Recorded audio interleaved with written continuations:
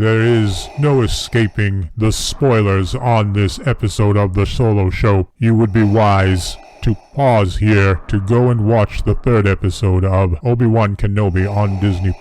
Then you should have come back.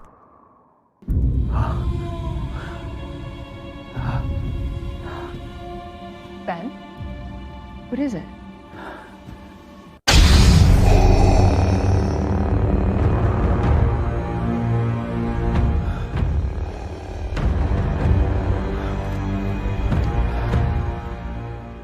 You cannot run, Obi-Wan. What have you become? I am what you made me.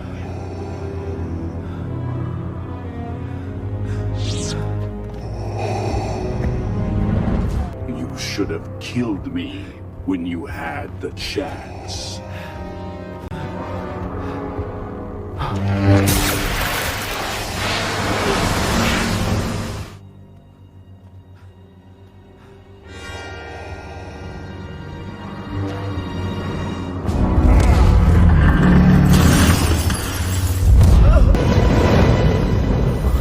Now you will suffer, Obi-Wan.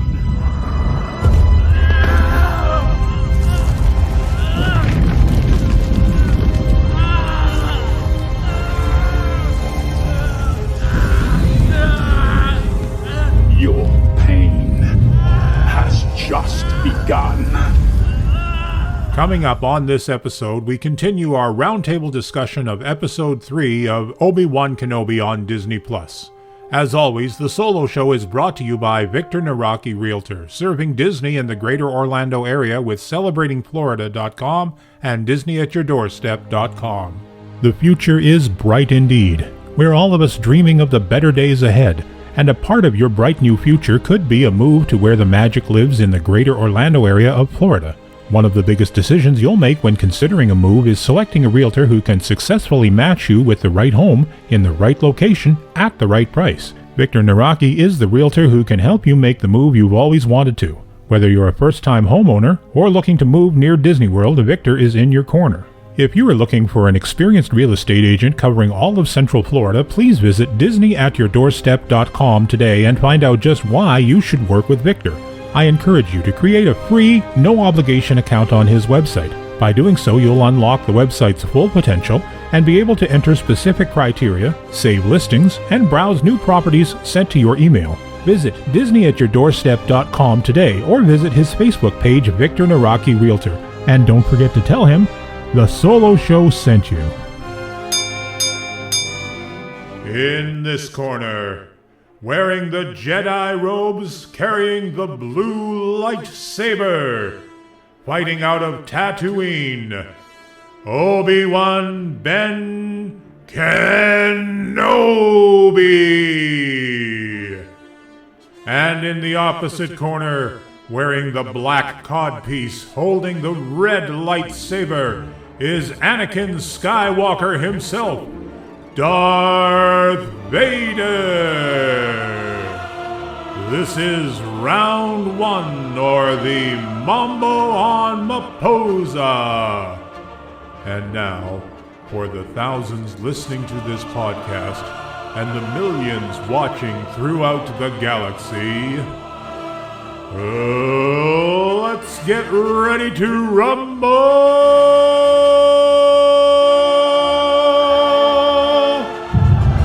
There's a hunger for this character to come back. The fans have been waiting long enough, you know? Something that's extremely exciting is the return of obviously Ewan McGregor as Obi-Wan Kenobi. This is quite a dark time that we're coming into with him. Just being a Jedi, it's not safe. There's Jedi hunters out there. At least he has this one task left, which is to keep Luke safe. That's definitely a starting place for our story. The interesting thing is going to be where it goes from there.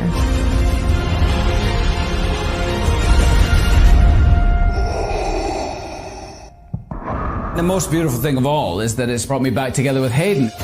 We are bringing back Hayden Christensen to reprise the role of Darth Vader. We couldn't tell the story of Obi-Wan Kenobi without addressing Anakin or Vader. Have another swing at each other might be quite satisfying for everybody. We hope that you enjoy it as much as we enjoy making it. Well, hello there. Hello there. Aloha there. It might be quite enjoyable. Hello there. Swing at each other. He said. Eh? He's like, I like how he mentions how he said we'll be very enjoyable taking a swing at each other again. Yes. Yeah, that was enjoyable for everybody. It was for me. It was for me, but I don't know about for the characters themselves. For people that are listening, we're going to go straight into spoilers. So if you Too late. We already went into spoilers. Spoilers. Yeah, even Ken's intro kind of was spoilerish, but that's the way it is here. We're going straight into spoilers. So I'm sorry, but Attack of the Clones was now 20 years ago. Spoilers at your own risk, really. Well, true enough. So the show starts off. Oh, before we get into the show, we did have a couple of listeners reach out to us about the show. We had one we'll read later on when we get to that part of our show today. So we got Food Fairy Chris with us today. Welcome aboard, Chris. Hello. Mission Commander Justin, how are you today? I am fantastic as always. And Jungle Skipper Jay. Aloha. Justin stole fantastic from me. And I stole it from Doctor Who, so. Okay. And I'll come up with something different, I swear. I like our dueling fantastics. And Jedi Scott, that's missing the hockey game. How are you today? Hello there. I'm doing great. Alrighty. Okay, so we do have a couple of emails or messages that came in from listeners. Justin, why don't you read the first one here? Okay, so this one comes to us from Cody Havard. And he says, I was listening to the podcast episode of the Obi-Wan Roundtable regarding Obi-Wan stealing meat for his animal. I don't want to be the pompous academic guy, but it's probably going to sound that way. But in Kohlberg's stages of moral development, the final stage is actually making decisions based on what is best for those that will be impacted around you. For example, someone stealing food for a family member who can't afford any will not feel bad for the action if they're in the final stage, most morally developed. I think that is where Obi-Wan finds himself. Without being able to use the Force, I think he remains morally strong and sees this as his way of helping someone/something he cares about. So what do we think? Does that make sense? So basically, he's Jean Valjean? No, because that show never ended. Yeah. At least it felt like it. This one goes by in minutes. Mm-hmm. I understand what he's saying, that he's kind of almost unconsciously doing this to help something in need, which is his animal, and he doesn't feel guilt or remorse for helping. So, well, he's also being shortchanged at the end of the day for his labor. Right. Exactly. I don't have a problem. I don't see that being a problem. If he's not getting, he's getting docked on his pay every time he works, and hey, that comes with the territory then, with him taking some food for whether it's for his animal or for a family member. I get it. Yeah. Mm-hmm. Personally, I'm less concerned about the ethics or morality of it so much as how does he expect to not get caught if he's doing this every single day? I know. That's true. Yeah, you didn't see me take this meat. No. Although, as we see in this episode, he is not as proficient in the Force as he used to be. No. Yeah, exactly. Yeah. Or is he not at all. just terrified? No, I think he's little just of column A, little of He's column B. rusty. Yeah. Rusty as nails. Can we skip straight to the good stuff? Do we have to do the first half? Yeah, no, we gotta We do have the to first go over half. everything. It's We what gotta we do do. everything. Okay. Make And it also, through. Cody, I love your letter. I like pompous academics, so please write in every week if you could, because I like getting this point of view on the show. Yeah. It was great, and it is good to get other people's views, and no, I think that's a great analogy for sure. Yep. So let's get into the show. So there was the recap. I'm not going to go over the recap. It was basically what we just talked about 3 days ago. The recap. So Obi-Wan Kenobi starts off. He's in the transporter shuttle that they escaped on, and he's trying to reach out to Qui-Gon. And Again. Yeah. Hey, before we move on to that, Mm-hmm. do we think he's ever communicated with him in that 10-year period? Or is he still trying to do it? He can't get through. I think he's still trying. I don't think he's ever had a successful communication with him. Yeah, that's what I'm thinking. Mm-hmm. Well, I wonder about that too, because it seems like he keeps reaching out like he has talked to him before and is confused as to why he's not getting a response now. See, I got the opposite. I thought he hasn't because of his mental and emotional state. You know, he only just now found out Anakin's alive. I think by the end of this, they're going to communicate because that's the journey Obi-Wan. Yeah. See, I think over time, he's like, my thought is that over time, in the last 10 years, he's cutting himself off more and more from the Force, and that is cutting off his communication with Qui-Gon as well. And yeah, but I do agree that by the end of this, he's going to have to open himself back up to this. Mm-hmm. I think once he gets his semi-closure on Anakin, then he'll be able to do it. And now every step, like when and we'll get to this about, lifting up Leia, I think that's another step towards getting back to his old self. He needs to get his groove back. Yeah. Exactly. Most definitely. Yeah, I'm thinking he probably hasn't even tried for like the last 9 years. No. It's kind of what I'm thinking. So Vader's in the back of the tank. We watch him getting dressed. It looks so painful when he gets that chest plate put in with those foreign spikes. So cool, and everything you ever wanted it to be. And seeing like the robotic legs and the robotic arms. Yeah. I mean, it calls back to episode 4 when Obi-Wan says he's more machine than man now. Yeah. The detail on that was amazing. Yes. And we get James Earl Jones' voice at this point, which was awesome to hear.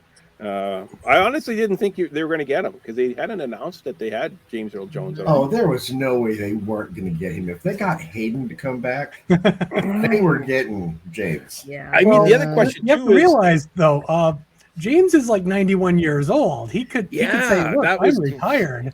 Mm-hmm. Yeah. How could he though. not do it up until the end?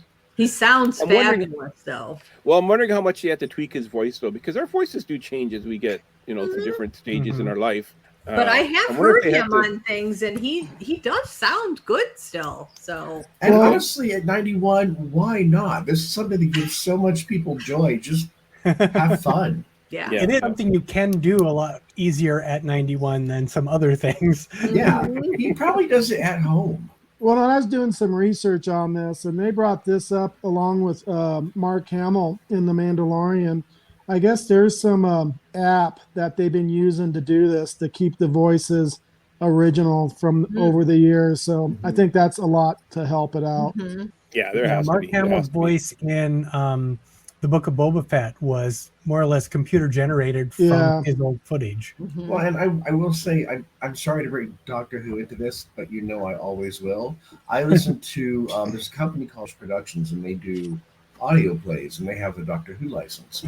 And they have actors going back to the 60s playing their 20-year-old selves on audio today, and they can pull off very closely, even the older ones, how they sounded 60 years ago, literally. Wow. Cool. Okay. So Vader's talking to Reva, or I like to call him Vader's girlfriend. Stop that. He even says, "I've been watching you." Yes. Yeah, he has. Did you ever read the Darth Vader comic where the Imperial nurse got the hots for him and he killed her? No, I didn't. Look that up. It's a one-shot, and there is no way Vader's interested in love. Hey, Jay, what comics have you been reading? Way too many for way too long. So we cut back to Ben and Leia in the in the shuttle, and she asks Ben to make the ship go faster by using the Yeah. force. Like the typical kid question. When are we gonna get there? Yeah.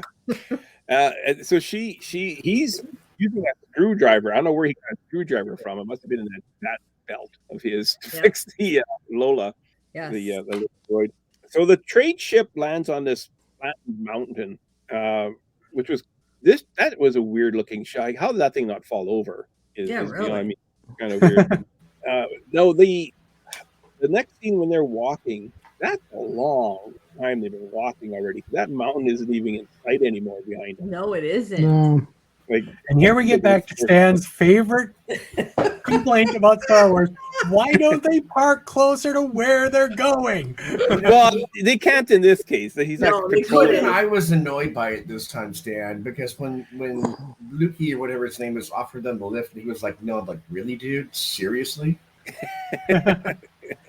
Yeah. Well, that being said, I think Kenobi had a pretty valid reason not to go with him this time around. Yeah. But Leia convinced him to go. Yeah, you mean the naked mole rat? Leia learns a valuable lesson in this one. Yeah. He's an ROUS from Princess Bride. I'm not following that one. ROUS. Rodent of unusual size? Yes. Oh, yes. okay. Yes. So what's the name of this? So this planet is what? Mupsa? Mapuzo, I think it was. Mapuzo? Yeah. And it's a mining. Apparently, according to New Rockstars, it goes back to like was it a Star Wars role-playing game? Is when it was first introduced as a planet. Okay. So this is the first time to really bring it into canon proper. Oh my God, Justin! First you steal my word, now you're stealing New Rockstar's notes for me also. So what is it that they're mining? I don't know. Ventrium? It's apparently a flammable. Yeah, obviously. So it's flammable, and I think it's what they use to make steel in the Star Wars universe, like ore. Now, why does the Empire need? I haven't heard anybody else mention this anywhere else on any YouTubes or anything. But why does the Empire need a planet's worth of ore at this period? Yeah, really. What are they building? Well, aren't they still building the Death Star? You got it. That's what I'm thinking. They're taking all this ore, this flammable ore, off of this planet and using it to make metal to build a Death Star. There you which go. kind of explains why the Death Star blows up so easily. Everywhere. Yeah. But I'm thinking this is probably why the Death Star blew up so easily. You build it on a flammable metal.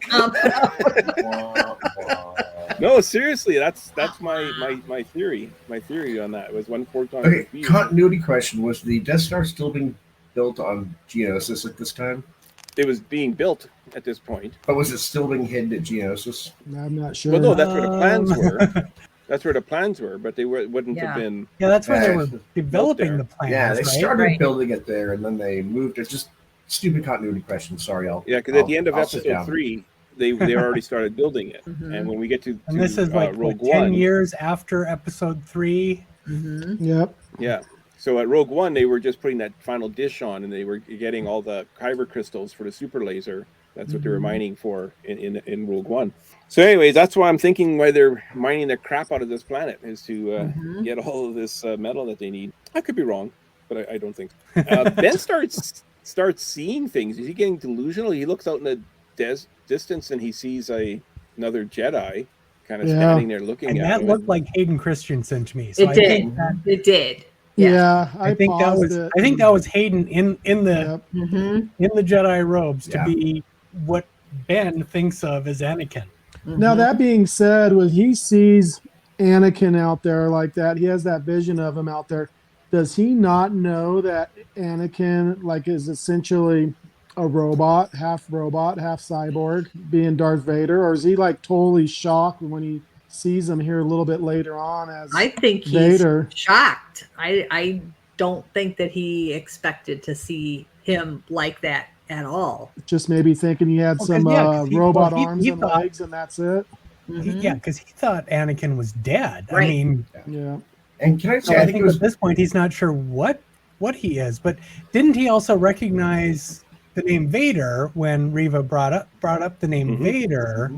So he knew Anakin had become Or maybe, Vader. he saw that in the video in episode He 3. maybe didn't know that, in episode 3 that he was says he's this Vader. robot man. Yeah. Well, he must have knew he had some kind of modifications done because he left him with no arms and legs. So Right, but he I would mean, have to when have- you're talking like psychology or whatever, I mean, he's thinking about the last time he's yeah. But anyways, the way he thinks of it. in Real his quick, mind. John, you say psychology, Justin. I also want to say I think this is also a soldier who suddenly has to deal with PTSD out of the blue. Basically, yeah. Right. And he's his the PTSD. You see it in his eyes, the fear, the shock, the. Yeah. Well, even at the end of the last episode, when he was like practically shut down, going, Anakin is alive. Yeah. That was a PTSD meltdown as well. Yeah. Well, in any event, Grandpa had an episode, and that's why we don't call them episodes. We call them adventures. And we call them. It's not good when you have an episode.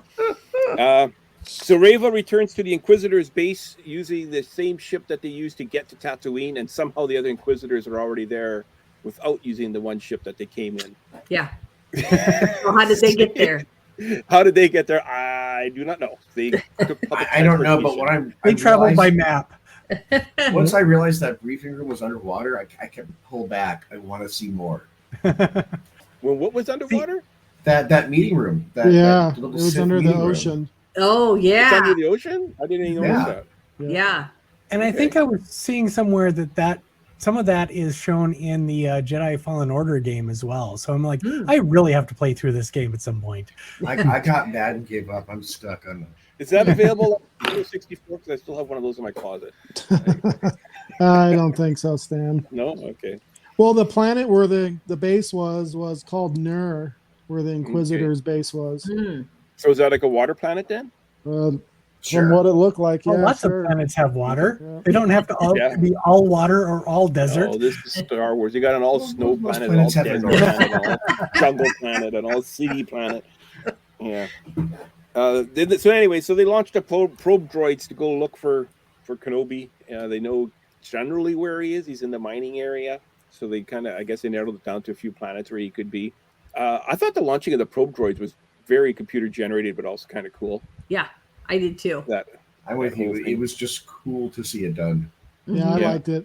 Yep. Yeah. And I'm surprised they don't just they have them on these Imperial Star Destroyers. Why didn't they just the way they did it in Empire, just drop them from the bottom of Imperial Star Destroyers and they take off? Like it just seemed because now we can show how it's done with computer. Yeah. Yeah, exactly.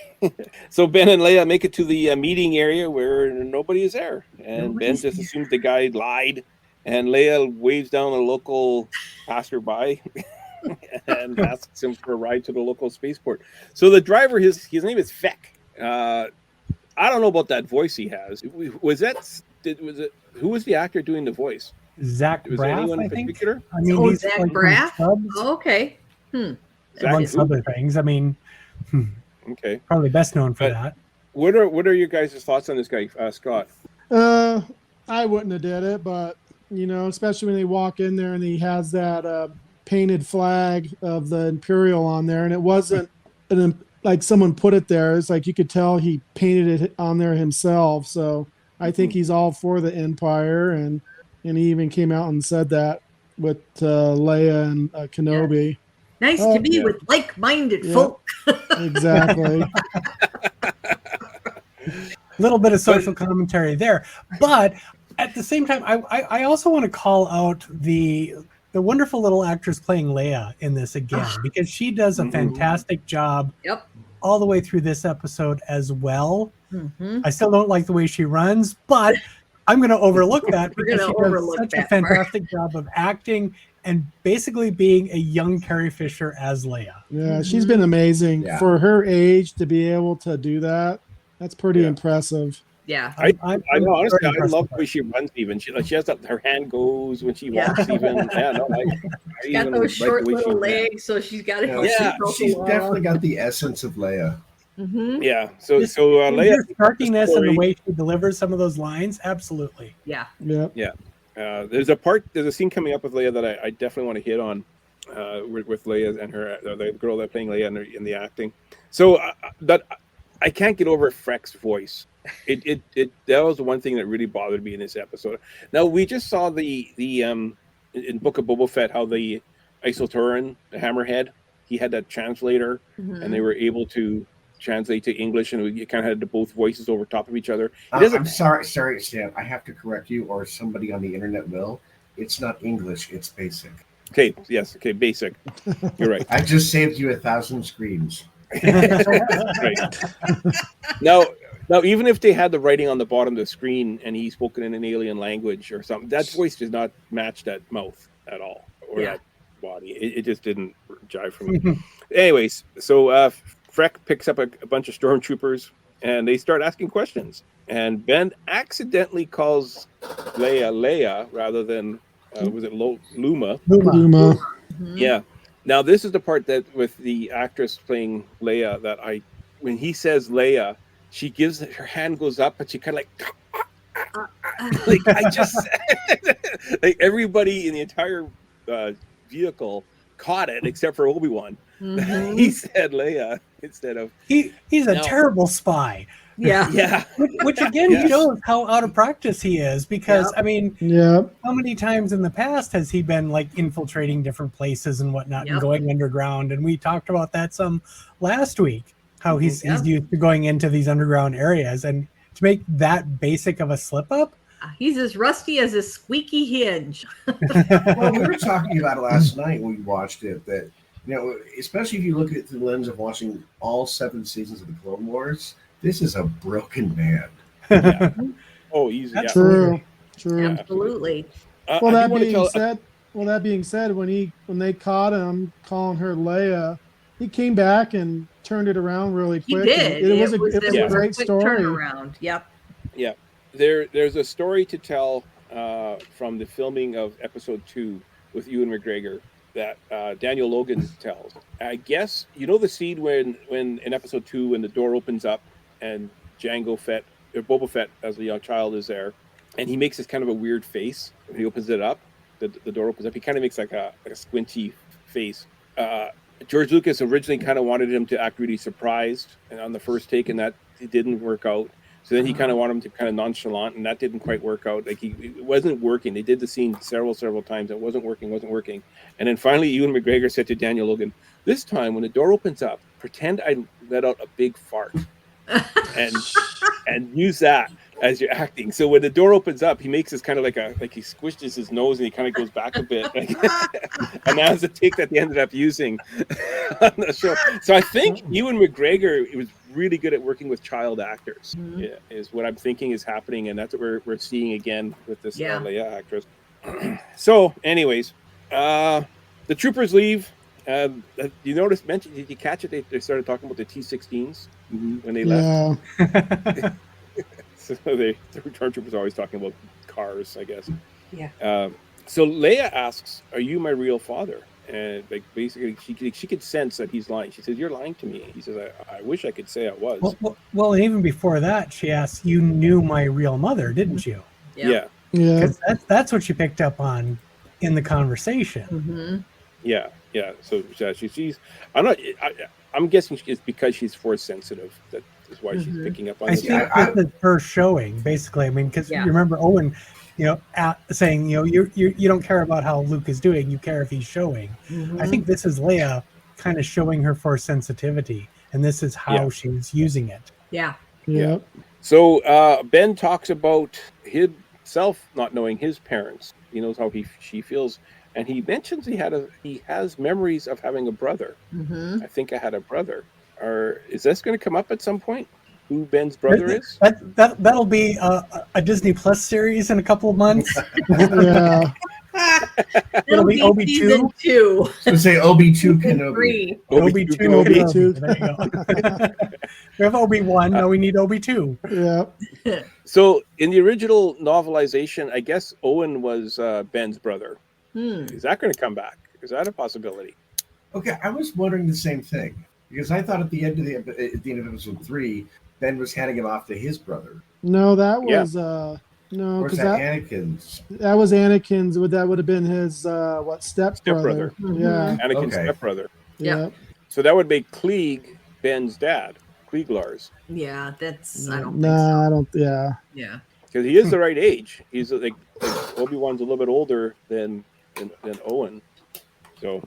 Well, and that being said, explain some of the animosity between them as well. Yeah.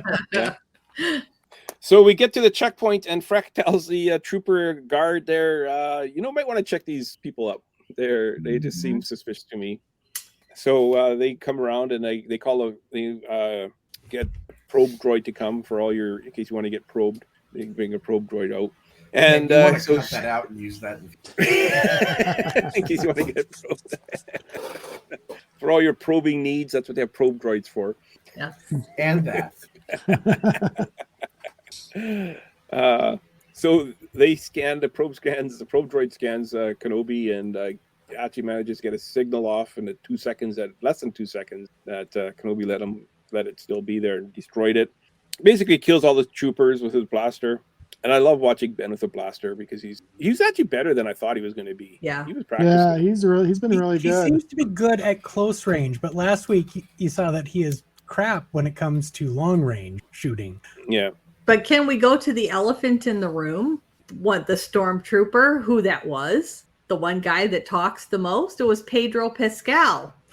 Was it really? I didn't know that. I didn't know Even that. my husband picked up on that. He goes, "That's Mando." So yeah, you got the one who talks the most. You have to listen to that. And matter of fact, the one that held the blaster to Leia, that was him. Yes. Oh, cool. I didn't catch that at all. We picked up on it immediately. So okay. So he basically he gets rid of all these troopers at the post, knocks out Freck, and another Imperial transport comes up with 3 more stormtroopers on it, and out of the frying pan into the fire. Here we go. Also, every just about every bit of technology will do what you want it to do as long as you shoot it. Yes.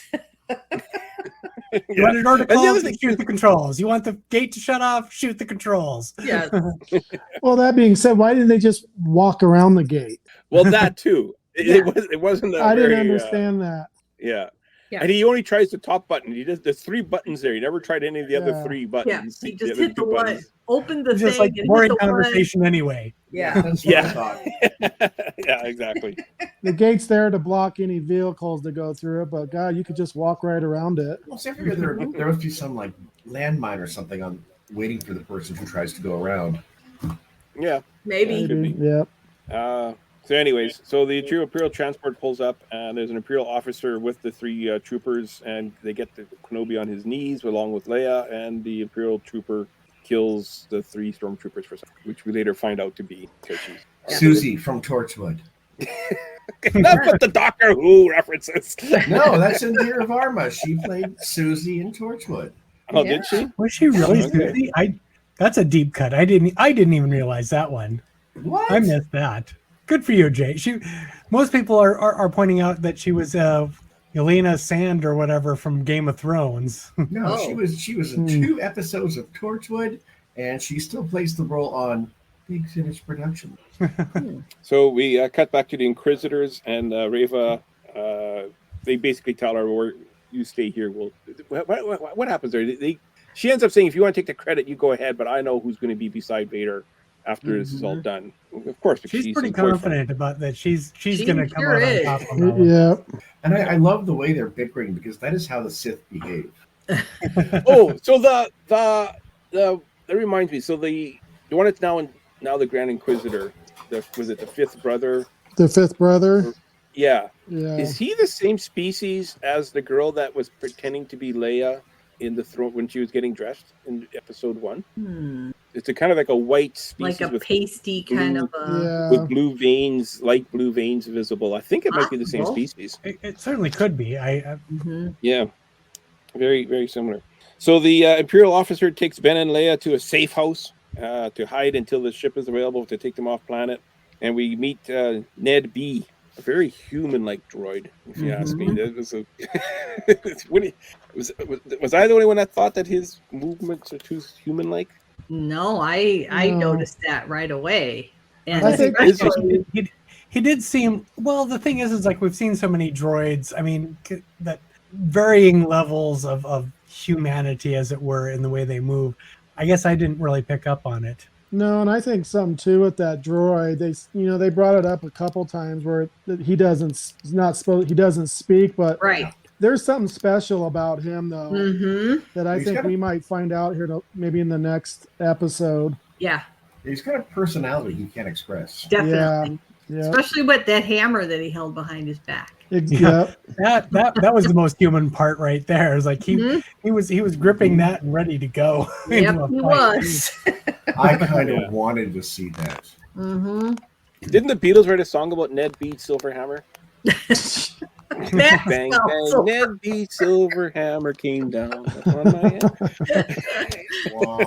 And it was a little anyway. Go back to last week though. So Haja, who sent them here, was like came across as this total con man, but he did send them to a Jedi safehold. Yeah. Yeah. So anyways, I got a feeling Ned B's not a robot, not a droid. I could be wrong. We'll see. The Imperial officer, his name is Tala. Is she from anything else that we know of, or is this a new character? I think this is a new character. I think so too, yeah. She joined the Empire, but didn't like what they were about and left to join the forming rebellion, basically. So she has a secret tunnel that would lead them to the pilot that will take them off-world. They're about to leave when Ben kind of senses something. Is that a way to say it? Oh, yeah. He practically falls over sensing something. He looks like he's going to have a heart attack. He senses when the episode gets great. Oh, yeah. So the next thing you know, we can see and hear Vader walking through the streets now. This is the Vader I've always wanted to see. Well, this is the same Vader that we've seen at the end of Rogue One, too. Yeah. This is the guy that force chokes and asks no questions. He straight up murdered a kid. He did. This is the Vader that scared a young Skipper Jay when he was 4 when Empire came out. I was 19 Vader. Exactly. And he scared me. This was the one that scared me as a kid. Yeah. That like Jay with Justin was why you should be scared of this guy. Yeah. 45 years later, and we're still scared. Now that is the character. I'm not going to lie. Use the Doctor Who phrase "behind the sofa." Yeah, I'm not going to lie. From this moment forward to the end, this episode got tense and kept getting tenser. And even though you know where the story goes, I was on the edge of my seat. Yeah. Yep. So he's walking through town, dragging people using the Force, lifting up the father, snapping the neck of the child and leaving them both for the mother to take care of. Like, he's just relentless. I think the word you're looking for is ruthless, but yes. I think he was doing that though to like pull Ben out because he knew he was there. Yeah. So for sure. He was doing all that so he would come, like at least come stop me. The Jedi, they have that itch that they got to help people, or at least make him watch, because that's torture. These people are dying because of you. Yeah. And I think as we see, Vader is out to torture Obi-Wan. He's not necessarily out to kill Obi-Wan. He's out to torture Obi-Wan. Yep. Well, and that being said, though, the way Kenobi's so rusty and all that, there's nothing he could have did. No. But Vader doesn't know that at this point. Yeah. Right. True. Yeah. Last time he saw Kenobi beat him. Yep. He had the high ground.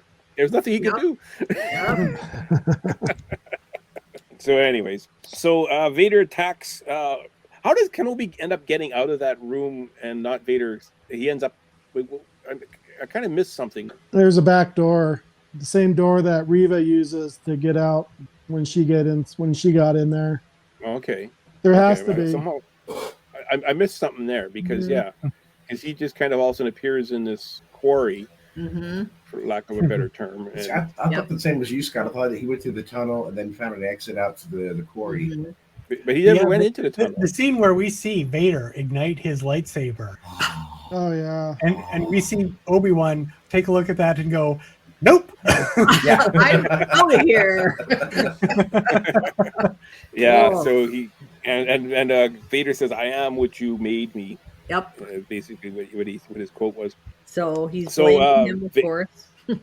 So Vader attacks Obi-Wan, and Obi-Wan is weak, like we said. He has Obi-Wan in his I'm sorry. Can we stop real quick? When he said, "I am what you made me," we both went, "Oh, how typical Anakin! He's whining." Can't take responsibility for what he did. Blaming the Jedi. Yep. And interestingly, I think they mixed the voices as well. I think that's James Earl Jones and Hayden Christensen's voice mixed together as they say that line. Yeah. Well, could be. I'll have to listen to that again. I didn't catch that, but yeah, it could be. So he dumps a bunch of the ore, lifts Kenobi up using the Force by the neck. His Vader falls to the ground, and he lights the. I guess they're kind of like crystals almost, but I think they were pop rocks. I think they were. Whatever they are, he lights them on fire and drags Obi-Wan through it. Man. Yeah. Well, and that being said, we finally get to see Kenobi use his lightsaber. Mm-hmm. You know, and I think he was more using it as a flashlight than anything because he couldn't see. At first, yeah. Yeah. And the whole Kenobi had his hand, like both hands on the blade quite a bit. Like he had to. Yeah. And Vader's only got one hand on his lightsaber, and he's like, you know, he's doing everything. Kenobi is doing everything in his power with those two hands to just fend that off as much as he could. Now, So and you can something tell how that weak they were he was. talking about recently, like in the Book of Boba Fett, in particular with the Darksaber, is that if you're not in tune with this stuff, it's more difficult to wield these. Yeah. So Obi-Wan is possibly having difficulty even wielding his own lightsaber. Right. Whereas Vader is there going, I am not left-handed. You know? And I like the use of the handheld camera during the saber scenes, as a, you know what I mean, to create action as opposed to having the actors doing backflips and stuff like that, because it wasn't that type of saber fight. And I think a steady cam from a distance wouldn't be as dramatic as with using a handheld camera for these scenes. When they were doing their lightsaber fight, did you guys notice Vader does this particular double strike on Obi-Wan's saber? And I caught that. I was like, he does the same thing to Luke. Yes. Mm-hmm. Yeah. Yeah, with the two hands, and like almost like an axe. Bam, bam, yeah. So a bunch of stormtroopers gather around right away. They want to watch the fight. They want to watch the Jedi getting dragged through the flames. They don't want to help. They just want. They just No, want they to just watch. wanna They're like, watch. hey, who brought the popcorn this time? They're all live streaming it for their Instagram. Yeah, they're ready for Yeah. they're ready for the barbecue. Barbecue Kenobi. Yeah. So I guess Vader's one that fans out the flames at this point, right? Yes, correct. Using the Force, yeah. So Vader puts out the flames, and one of the stormtroopers starts going to it, and what's her name again? Taylor. Yeah. Yeah. Tarla? Susie Costello. We'll just call her Susie. It'll make things easier for Jay. Right. Yeah. She shoots the stormtrooper, and for some reason starts to fire again. So because it's between Vader and the stormtroopers and Obi-Wan at that point, acting as a barrier. But as plenty of people have pointed out, couldn't Vader just like force jump over it if he really wanted to? Because he just stood there. Yeah. I think he knows if he doesn't get him now, he can continue to torture him. So Chris already wrote in. He wrote, Vader lives on a planet of lava, but walks away after a small fire that looks like the same one that he created to pull Kenobi in. Did you find that strange? I did. I found it really weird. I'm like, why is he just standing there? And I think he's there too to torture him because he pushed him out of the flames, and then the flames started back up again.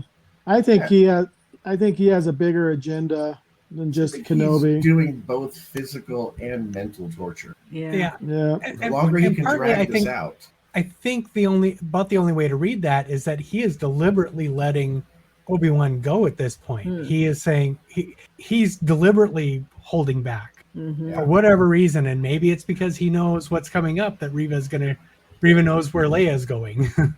Well, now he's got his scent too, so he can chase him. Yeah. True. My theory is that Kenobi can't kill Vader, and Vader can't kill Kenobi. They just don't have it in them. And the only way Vader was able to kill Kenobi was when Kenobi turned off his saber and stood there. Then it happened in New Hope. It's kind of like he allowed it. Yeah. Well, and the other possibility is that he is seeing here that this Obi-Wan, this Obi-Wan that we're seeing right now, is not in tune with the Force. He is not at full capacity. I mean, beating him at this point is not going to be satisfying. Yeah, No. that's true. He's a broken old man at this point. Middle-aged. It's no fun if I it's think not. Vader it's no- might almost want Obi-Wan to be able to fight back more strongly before he beats him down. Yeah, Justin, it's not fun if it's not a fair fight. Right. Yeah. Right. Yeah. Plus, the writers want us to have round 2. Sure. Maybe round 3. I want we got several more episodes yet I to want go. 3 more episodes. Yeah, in of terms this. of story structure, that's exactly what's going on here. Is we want to see this fight where Obi-Wan loses, so then it's that much more satisfying when we see a fight where he wins. Again, So you at say this the point, next I don't up- want story structure. I want more of this for the next 3 episodes. Yeah. So are we so gonna while- get Sylvester Stallone in the next movie to train Kenobi? Well, apparently we can bring back Apollo Creed from Mando. Oh God, Yeah. no! We need Burgess Meredith to train him. Get up, you lazy bum! No, I want Grief Karga to go. Okay, now use the magic hands. Yes. There you go. And we've lost the kids again. Yeah, no kidding. So while this battle's going on between Kenobi and Vader, Reva finds the storage locker or the hidden hole, and she rather than follow the tunnel, she somehow knows where the tunnel comes out. Yeah. I thought that was kind of weird. Did that make any sense to anybody? Yeah, Well, I was it a little depends shocked at on- that too. It's hard to tell from what we saw, but I mean, if it's just a different way of getting to the spaceport, for example, she would know that they're going to a place where ships take off from. But it's also possible though, because she is very full of the Force, bad or good. She could probably sense You're where right, that though, was going to because take her. When she stepped in the tunnel, Reva, you could hear her hearing Leia's footsteps, and Leia was long gone at that point. Oh yeah. So I assume Now- she was using the Force to find her. Or do you She think? also paid close attention to the Jedi symbol and such. And Yeah. if we think that she is that young Jedi from that opening montage of the younglings being slaughtered and in the temple, she may have gone down this particular path before. Yeah, that's what I'm saying. Maybe she's been there before Okay. at a younger that's fair. age. She might have It just gone seems- down one of these underground railroads for Jedi at some point before being brought over to the Sith side. Because Tarla did say that there was numerous locations like that. All Well, yeah, you over. don't build a tunnel like that just for like 2 Jedi to Right. escape. There's Right. been Mhm. lots of them that have gone through. Yeah. A Well, lot there of were I people just- in that room. There were several Jedi that's actually signed that wall Mhm. when they Mhm. brought that up. What Qui-Gon Voss? That's a name that's gonna And- probably get brought up here in the next next couple episodes. And that's one that we've seen in, was it Clone Wars, I think they were saying? Yep. Yep. Yeah, Did anyone else think that was really stupid? To sign To those sign their things? name. To sign those Yeah. walls, like this is Yeah, why the Jedi got exactly. killed in the Yeah. first place. Yeah. Yeah. Oh, Kunin Voss is still around. Hey, I'm Okay, still let's find alive. him Come next. find me. Yeah, let's find him next. Yeah, I Yeah. thought that was kind of Hubert, ridiculous. thy name is Jedi, yes. Yes. Anyways, so somehow she manages to teleport herself to the end of the tunnel and get there before Leia does. It And just kills the doesn't pilots. add up- Well, she add can up to me. probably run And have faster time. than an 8-year-old. Well, as we saw in part 1, that Leia's a very, very fast runner. She can outrun 3 grown men. In the woods. True, but those Inquisitors can fly. Yes. Well, and we plus, as you pointed out, Justin, that Reva's not a very fast runner either, because she couldn't get from one end of the city to the other end of the city. Good point. So something's not Good adding point, up. past me. Yeah. You saw the Grand Inquisitor spin his lightsaber last week. She does the same, but holds it up like Mary Poppins and Just- flies away. Right. They've literally shown that in like Rebels and Clone Wars. Mhm. So Ned B rescues Kenobi, and Talat says we have to transport him to Jabin. Is Jabin a hospital planet or something, or what's that Jabin? I don't know. First Sounds time I Cajun. heard that name. Well, I thought that's where they were heading. I mean, that's where they were going to be going as part of their underground railroad or whatever. That's where Okay. they were headed, is their Yeah. next port of call. Okay. Okay, so that's where Leia should have been going if Reva didn't kidnap her again.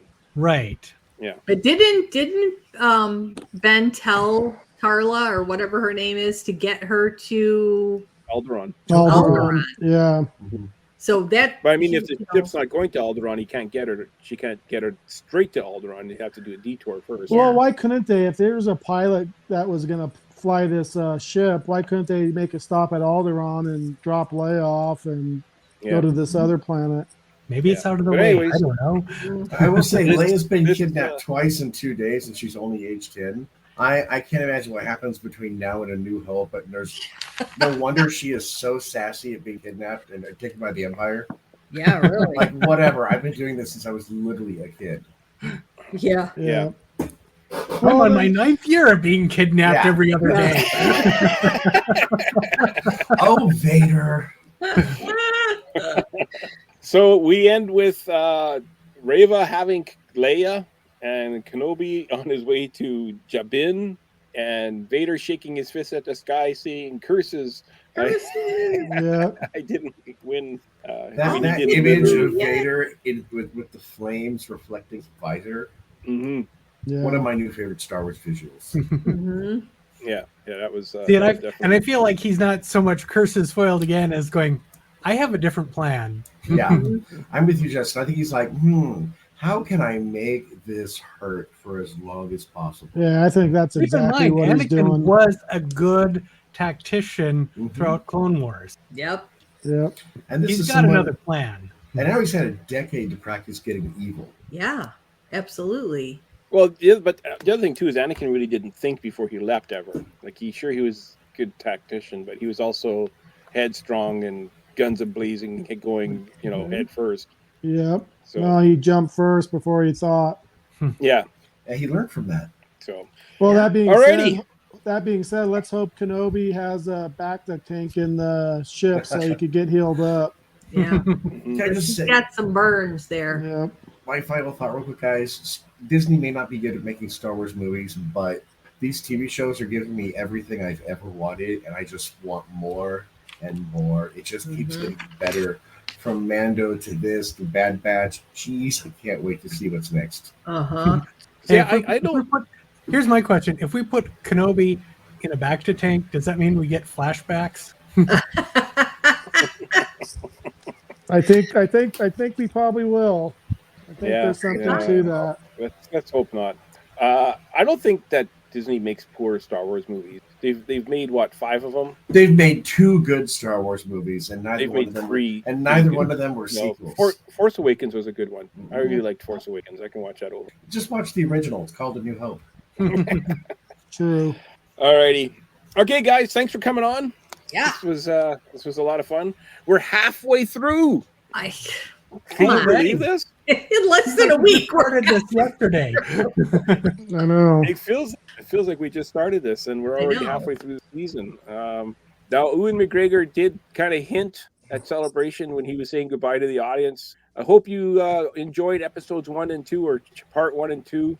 And I hope that you enjoyed parts 3, 4, 5, 6, 7, 8 as much as you did parts 1 and 2. So I'm thinking he left the cat out of the bag there. Season 2? Season 2 is what I'm thinking. I hope so. Yes, please. Yes. Yeah. Are we going to see Vader Kenobi next week doing another battle? Maybe not next week, but the week after. Yeah, I think next week is going to be him getting to where they need to get him for healing purposes and mentally and physically. Yeah. And then probably the episode after that, I think we're going to see them together again. 5 and 6 we have. I think round we have 2 and round 3. Yeah, I think episode 6 you'll see him fight again. Yeah, that's my 5 guess. and 6. I'm thinking. Now, yes, please. Now, at the end of this, no matter how we slice it or dice it, at the end they both have to live, and Kenobi has to, or Vader has to think that Kenobi isn't around anymore, or does he hide that well back at Tatooine again? That Vader just never stops looking for him. No, I think you're probably right. I think, but then again, if they do another season 2, we could go off on that. But say this is it. Say this episode 6 is it. I think Kenobi needs to convince Vader that he's dead. Yeah. Well, the Inquisitor, when they said that he got away, he said, "Oh, we'll never find him now." Yeah, really positive guy, that one. Yeah. Real good positive attitude. That's what you want on your team. Speaking of the Inquisitors, like you said, Stan, we know Vader and Obi-Wan and Leia and Jimmy Smits all have to live, but nobody else does. None of the rest of the cast is safe. Mm-hmm. Yeah. Well, the Grand Inquisitor does, but we already saw him get... Yeah. Now that explains why he's got a different head. It's a different Inquisitor. Maybe. Or he survives because hey, somehow Palpatine Hey, survived. Darth Maul got cut in half and got even better. Mm-hmm. Well, and that too, the Inquisitors or the other brothers and sisters, they think Kenobi killed the Grand Inquisitor. Because that's what she was implying, that it was him that did it, not her. Because nobody was around to see it. So, but then after Vader fight, killed that Grand Inquisitor. Exactly. Yeah. Vader's saying there's no way that Kenobi could have did it. Yeah. Alrighty. I want to thank you guys for joining me. I want to thank everybody for listening. We had 2 people message us asking our opinions on the show.